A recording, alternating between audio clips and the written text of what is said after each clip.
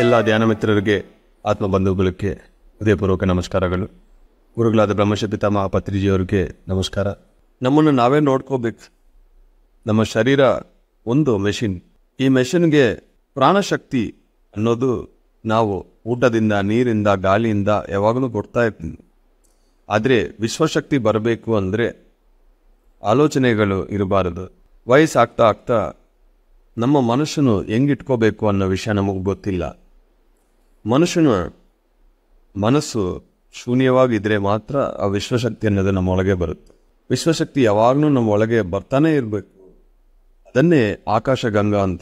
ಆವಾಗ ನಮ್ಮ third I, sixth sense ಯಾವಾಗ್ಲೂ ಚೆನ್ನಾಗಿರುತ್ತದೆ. ಸೈಕಿಕ್ ಪವರ್ ಚೆನ್ನಾಗಿರುತ್ತೆ.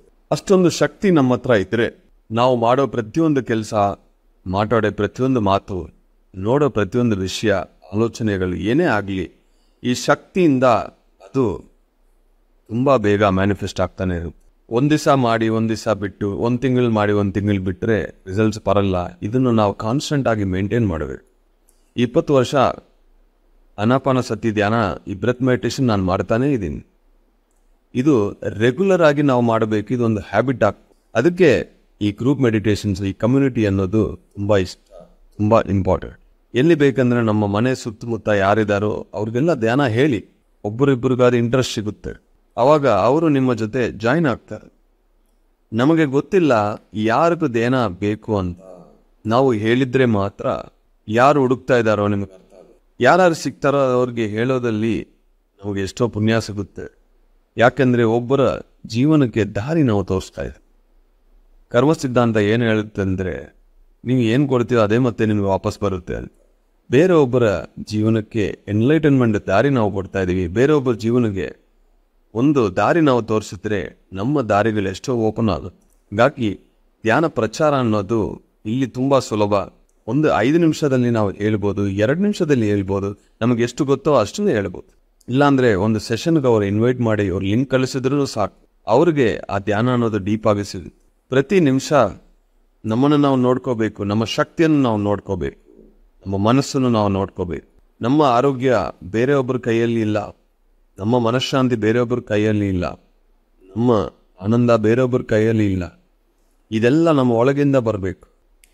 ಯಾವುದೇ ಕಷ್ಟ ಬಂದ್ರೂ, ಯಾವುದೇ ದುಃಖ ಬಂದ್ರೂ ಕಣ್ಮುಚ್ಕೊಂಡು ಒಂದು ಕ್ಷಣ ಸತ್ಯ ಏನೋ ನೀವು ನೆನಪಿಸ್ಕೊಳ್ಳಿ. ಸತ್ಯ ಏನು ಅಂದರೆ, ನಾನು ಈ ಶರೀರ ಅಲ್ಲ, ನಾನು ಒಬ್ಬ ಆತ್ಮ. ಈ ಆತ್ಮ ಇಲ್ಲಿ ಅನುಭವಕ್ಕೋಸ್ಕರ ಬಂದಿದೆ. ಈ ಒಂದು ಸತ್ಯ 2-3 ಸತಿ ನೀವು ನೆನಪಿಗೆ ಬಂದರೆ ಇಮ್ಮಿಡಿಯೇಟ್ ಆಗಿ ಮೈಂಡ್ ಶಾಂತವಾಗುತ್ತೆ. ಯಾಕಂದರೆ ನೀವು ಸತ್ಯದ ಜೊತೆ ಕನೆಕ್ಟ್ ಆಗ್ತದೆ. ಅಪ್ಸ್ ಆ್ಯಂಡ್ ಡೌನ್ಸ್ ಅನ್ನೋದು ಲೈಫಲ್ಲಿ ಪ್ರತಿಯೊಬ್ಬರಿಗೂ ಬರ್ತಾನೆ ಇರುತ್ತದೆ. ಪ್ರತಿಯೊಂದು ಕ್ಷಣ ಯಾವಾಗ ನಾವು ಎಮೋಷನಲ್ ಆಗಿ, ಮೆಂಟಲ್ ಆಗಿ ನಾವು ತುಂಬ ಕಡಿಮೆ ಆಗುತ್ತೋ, ಲೋ ಆಗುತ್ತೋ, ಅವಾಗ ಕಣ್ಮುಚ್ಕೊಂಡು ಇದು ಸತ್ಯ ಅಲ್ಲ, ನಾನು ಆತ್ಮ, ಈ ಶರೀರ ಅನುಭವಕ್ಕೋಸ್ಕರ ಬಂದಿದೆ ಅಂತ ಆ ಸತ್ಯನ ನೀವು ನೆನಪಿಗೆ ಬಂದರೆ ಇಮಿಡಿಯೇಟ್ ಆಗಿ ಆ ಸಿಚುವೇಶನಿಂದ ನಾವು ಹೊರಗೆ ಬರ್ತೀವಿ. ಎಷ್ಟೋ ಸತಿ ನನಗೆ ಹೆಲ್ಪ್ ಆಗಿದೆ ಅದು. ಆವಾಗ ಒಬ್ಬ ವ್ಯಕ್ತಿ ಮೇಲೆ, ಒಬ್ಬ ವಿಷಯ ಮೇಲೆ, ಒಬ್ಬ ಪ್ರದೇಶ ಮೇಲೆ ನಮಗೆ ಯಾವ ಕೋಪನೂ ಬರಲ್ಲ. ಯಾಕೆಂದರೆ ನಮಗೆ ಚಾಯ್ಸ್ ಇದೆ. ಒಬ್ಬ ವ್ಯಕ್ತಿ, ಒಬ್ಬ ಪ್ರದೇಶ, ಒಂದು ಪರಿಸ್ಥಿತಿ ನಮಗೆ ಬಂದರೆ ಚಾಯ್ಸ್ ನಮ್ಮ ಹತ್ರ ಇದೆ. ಕೋಪ ಬರಬೇಕಾ, ದುಃಖ ಬರಬೇಕಾ, ಆನಂದ ಬರಬೇಕಾ, ಇಲ್ಲ ಏನು ಬರಬೇಕೋ ಬೇಡವೋ ಅನ್ನೋ ಚಾಯ್ಸ್ ನಮ್ಮ ಹತ್ರ ಇದೆ. ನಾನು ಏನು ಚೂಸ್ ಮಾಡ್ಕೊಳ್ತೀನಿ ಅಂದರೆ ಸತ್ಯ ಜೊತೆ ಇರೋದನ್ನ ಚೂಸ್. ಯಾಕೆಂದರೆ ನನಗೆ ಶಾಂತಿ ಅನ್ನೋದು ಅಲ್ಲೇ ಸಿಗುತ್ತೆ. ನಾನೊಂದು ಆತ್ಮ ಅಂತ ನನಗೆ ಯಾವಾಗ ನೆನಪಿಗೆ ಬರುತ್ತೋ ಬೇರೆ ಎಲ್ಲ ಹೋಗ್ಬಿಡುತ್ತೆ ಆ ಕ್ಷಣ. ನನ್ನ ಶಾಂತಿ ನನ್ನ ಹತ್ರನೇ ಇರುತ್ತೆ. ಈ ಒಂದು ಅಭ್ಯಾಸ ನಾನು ಡೈಲಿ ಮಾಡ್ತೀನಿ. ನಾನು ನಿನ್ನೆ ಹೇಳಿದ್ದೀನಿ, ಬುದ್ಧ ಪೌರ್ಣಮಿ ಸಮಯ 7:23 PM ಸಂಜೆ ಆ ಚಂದ್ರನಿಂದ ಶಾಕ್ ವೇವ್ಸ್ ಅನ್ನೋದು, ಆ energy, high intensity voltage energy ಅನ್ನೋದು ಸಿಗುತ್ತೆ. ಸ್ವಲ್ಪ ಕ್ಷಣಗಳು ಮುಂದೆ ಹಿಂದೆ ಇರ್ಬೋದು. ಒಂದು ವೆಬ್ಸೈಟಲ್ಲಿ 7:23 PM ಇದೆ, ಇನ್ನೊಂದು ವೆಬ್ಸೈಟಲ್ಲಿ 7:20 PM ಇದೆ. ಹಾಗಾಗಿ ನಾವೇನು ಮಾಡಬೇಕಂದ್ರೆ 7:10 7:40 ಯಾರು ಪಿರಮಿಡ್ ವ್ಯಾಲಿಗೆ ಬರ್ತಿರೋ ಬುದ್ಧ ಪೌರ್ಣಮಿಗೆ, ಮ್ಯಾಕ್ಸಿಮಮ್ ಎಲ್ಲರೂ ಬರ್ತಿರಂತ ನಾನು ಅನ್ಕೊಳ್ತಾ ಇದ್ದೀನಿ. ಅಲ್ಲಿ ಬುದ್ಧನ ಸ್ಟ್ಯಾಚು, ಪಿರಮಿಡ್ ಮುಂದೆ ಬುದ್ಧನ ಸ್ಟ್ಯಾಚು ರೈಟ್ ಸೈಡಲ್ಲಿ ತುಂಬ ಲಾನ್ ಸ್ಪೇಸ್ ಇದೆ. ಅಲ್ಲಿ ನಾವೆಲ್ಲರೂ ಕೂರೋಣ. ನಿನ್ನೆ ನಾನು ಪಿರಮಿಡ್ ವ್ಯಾಲಿ ಮ್ಯಾನೇಜ್ಮೆಂಟ್ ಅವ್ರ ಹತ್ರ ಮಾತಾಡಿದ್ದೀನಿ. ಈ ಥರ 1,000 ಜನ ನಾವೆಲ್ಲರೂ ಅಲ್ಲಿ 7:10 7:40 ನಾವು ಕುತ್ಕೊಳ್ತೀವಿ. ಯಾರು ನಮ್ಮನ್ನು ಡಿಸ್ಟರ್ಬ್ ಮಾಡಬಾರ್ದು ಅಂತ ಪರ್ಮಿಷನ್ ನಾನು ತಗೊಂಡಿದ್ದೆ. ಸೊ ನಾವೆಲ್ಲರೂ ಇಲ್ಲಿ ಕೂತ್ಕೊಳ್ಳೋಣ. ನಾನು ಅಲ್ಲಿ ಇರ್ತೀನಿ. ಏನಾದ ಫೋರ್ಸ್ ಇಲ್ಲ. ಯಾಕಂದರೆ ಆ ಟೈಮಲ್ಲಿ ಆ ಎನರ್ಜಿ ನನಗೆ ಬೇಕು, ನಿಮಗೆ ಬೇಕಂದರೆ ನೀವು ಜಾಯಿನ್ ಮಾಡ್ಕೊಳ್ಳಿ ಅಷ್ಟೇ. ಈ ಒಂದು ಕ್ಷಣ ಮತ್ತೆ ಬರಬೇಕು ಅಂದರೆ ಇನ್ನೊಂದು ತಿಂಗಳು ನಾವು ವೆಯ್ಟ್ ಮಾಡಬೇಕು. ನೆಕ್ಸ್ಟ್ ಮಂತು ಫುಲ್ ಮೂನ್ಗೆ ಆ ಟೈಮು ಸಿಗುತ್ತೋ ಇಲ್ವೋ, ಒಂದೊಂದು ಸತಿ ಮಿಡ್ ನೈಟ್ ಬರುತ್ತೆ, ಅರ್ಲಿ ಮಾರ್ನಿಂಗ್ ಬರುತ್ತೆ. ಈ ಸತಿ ನೋಡಿ ಸಂಜೆ ಬಂದಿದೆ, ಎಲ್ಲರಿಗೂ ಅನುಕೂಲ. ಆ ಟೈಮು ಒಳಗೆ ಪ್ರೋಗ್ರಾಮ್ಸು ಇರಲ್ಲ, ಊಟಕ್ಕೂ ನಾವು ಸ್ವಲ್ಪ ವೆಯ್ಟ್ ಮಾಡ್ಬೋದು, ಏನು ಅರ್ಜೆಂಟ್ ಇಲ್ಲ. ಎಷ್ಟು ನಮಗೆ ಯೂನಿವರ್ಸ್ ಒಂದು ಆಪರ್ಚುನಿಟಿ ಕೊಟ್ಟಿದೆ ಪ್ರಕೃತಿಯಲ್ಲಿ. ಆ ಟೈಮ್ ಮಳೆ ಬಂದರೆ ಇನ್ನೂ ಬೆಸ್ಟ್. ಹಾಗಾಗಿ ಒಂದು ಚಿಕ್ಕ ಕವರಲ್ಲಿ ನೀವು ಮೊಬೈಲ್ ಇಟ್ಕೊಳ್ಳಿ. ಮಳೆ ಬಂದರೆ ಮೊಬೈಲ್ ಏನಾಗುತ್ತೆ, ನನ್ನ ವ್ಯಾಲೆಟ್ ಏನಾಗುತ್ತೆ ಆಲೋಚನೆನೇ ಬರಬಾರದು. ಮಳೆ ಬಂದರೆ ವೆಲ್ಕಮ್, ಹಾಯಾಗಿ ಕೂತ್ಕೊಳ್ಳೋಣ. ನಾನು ಏನೇ ಆದ್ರೂ ಆ 40 ನಿಮಿಷ ನಾನು ಧ್ಯಾನದಲ್ಲಿ ಇರ್ತೀನಿ. ಏನೇ ಆಗಲಿ, ಏನೂ ಆಗಲ್ಲ, ಪ್ರಕೃತಿ ನಮ್ಮ ಜೊತೆ ಇರುತ್ತೆ. ಯಾರು ಧ್ಯಾನ ಮಾಡ್ತಾರೋ ಪ್ರಕೃತಿ ನಿಮಗೆ ಒಬ್ಬ ಸ್ನೇಹಿತನಾಗುತ್ತಾರೆ. ಯಾರು ಧ್ಯಾನ ಮಾಡ್ತಾರೋ ಪ್ರಕೃತಿ ನಿಮಗೆ ಸಹಾಯ ಮಾಡುತ್ತೆ. ಯಾಕೆಂದರೆ ಪ್ರಕೃತಿ ಜೊತೆ ನಾವು ಇರ್ತೀವಿ.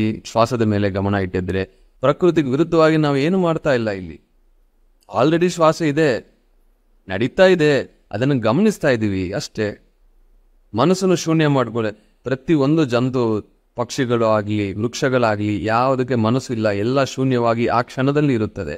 ನಾವು ಶ್ವಾಸವನ್ನು ಗಮನಿಸಿ ಶೂನ್ಯವಾಗಿ ಆ ಕ್ಷಣದಲ್ಲಿದ್ದರೆ ನಾವು ಪ್ರಕೃತಿಯ ಎಲ್ಲ ಸಹಕಾರ ಆಗ್ತಾ ಇದೆ.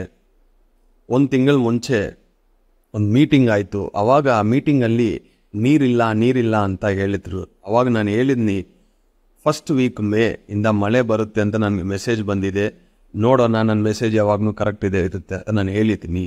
ನೋಡಿ ಲಾಸ್ಟ್ 2-3 ದಿವಸದಿಂದ ತುಂಬ ಮಳೆ ಸ್ಟಾರ್ಟ್ ಆಯಿತು. ಮೊನ್ನೆ ಪಿರಮಿಡ್ ವ್ಯಾಲಿಯಲ್ಲಿ ಫುಲ್ಲು ಮಳೆ ಬಂತು. ಅಲ್ಲಿ ಗಿಡಗಳಿಗೆ ಎಷ್ಟು ನೀರು ಬೇಕೋ ಎಲ್ಲ ಸಿಕ್ತು ಅಂತ ಅಲ್ಲಿಂದ ನ್ಯೂಸ್ ಬಂದಿದೆ. ಇವತ್ತಿಂದನೂ ಬುದ್ಧ ಪೌರ್ಣಮಿ ಚೆನ್ನಾಗಿ ಮಳೆ ಬರುತ್ತೆ, ನೀರಿಗೆ ಒಂದು ಕಷ್ಟನೂ ಇರಲ್ಲ. ಈ ಪ್ರೋಗ್ರಾಮ್ 100% ಸಕ್ಸಸ್ ಆಗುತ್ತೆ. ಯಾಕೆ ಇದು ಒಬ್ಬ ಸ್ವಂತ ಕಲ್ಯಾಣ ಅಲ್ಲ, ಲೋಕ ಕಲ್ಯಾಣ. ಎಲ್ಲರೂ ಚೆನ್ನಾಗಿರಬೇಕು, ಎಲ್ಲ ಪ್ರಕೃತಿ ನಮಗೆ ಸಹಾಯ ಮಾಡಬೇಕು. ಇದು ಲೋಕಕ್ಕೋಸ್ಕರ ಮಾಡೋ ಒಂದು ಯಜ್ಞ. ಅಂದರೆ ಪ್ರಕೃತಿ ನಮಗೆ ಸಹಾಯ ಮಾಡುತ್ತದೆ. Patience is the key for enlightenment. So ಯಾವುದೋ ಒಂದು ಕಷ್ಟ ಇರಲ್ಲ, ಎಲ್ಲರೂ ಬನ್ನಿ, ಎಲ್ಲ ವಸತಿಗಳು ಇರುತ್ತದೆ. ಏನೇ ಇದ್ರೂ ಅಲ್ಲಿ ಅಡ್ಜಸ್ಟ್ ಮಾಡ್ಕೋಬೇಕು. Adjustment is equal to enlightenment. ನಾವು ಸಿಟಿಯಲ್ಲಿ ಬೇರೆ ಕಡೆ ಹೋಗಿದ್ರೆ ನಮಗೆ ಯಾವ ವಸತಿಗಳು ಬೇಕು ಎಲ್ಲ ಸಿಗುತ್ತೆ. ಬಟ್ ಆಶ್ರಮಗಳಲ್ಲಿ ಏನು ಸಿಗುತ್ತೋ ಅದರಿಂದ ನಾವು ಸಂತೋಷವಾಗಿರಬೇಕು, ಅದನ್ನು ಕಲಿಬೇಕು. ಸೊ ನಾನು ಯಾವುದೇ ಒಂದು ಎಕ್ಸ್ಪೆಕ್ಟೇಷನ್ ಇರಲ್ಲ, ಹೋಗ್ತೀನಿ. ಒಂದು 15 ವರ್ಷಕ್ಕೆ ಮುಂಚೆ ನನಗೆ ಅಲ್ಲಿ ಅಕಾಮಿಡೇಷನ್ ಸಿಕ್ಕಿಲ್ಲ. ನಾನು ನನ್ನ ಕಾರ್ ಒಳಗೆ ಮಲಗಿದ್ದೀನಿ. ಒಂದು ಸತಿ ಅಲ್ಲಿ ಪಿರಮಿಡ್ ಹೊರಗೆ ಆ ನೇಲೆ ಮೇಲೆ ಮಲಗಿದ್ದೀನಿ. ಆ ದಿಶೆಗಳು ಇದೆ. ರೂಮ್ ಸಿಕ್ತರೆ ರೂಮು, ಡಾರ್ಮೆಟ್ರಿ ಸಿಕ್ತರೆ ಡಾರ್ಮೆಟ್ರಿ, ಇಲ್ಲಾಂದರೆ ಎಲ್ಲಿ ಬೇಕಂದ್ರೆ ಅಲ್ಲಿ ಮಲ್ಕೋಬೇಕು ನಾವು. Adjustment is equal to enlightenment. ಆಶ್ರಮಗಳಲ್ಲಿ ನಾವು ಇರಬೇಕು, ನಾವು ಅಲ್ಲಿ ಇರಬೇಕು ಅಷ್ಟೇ.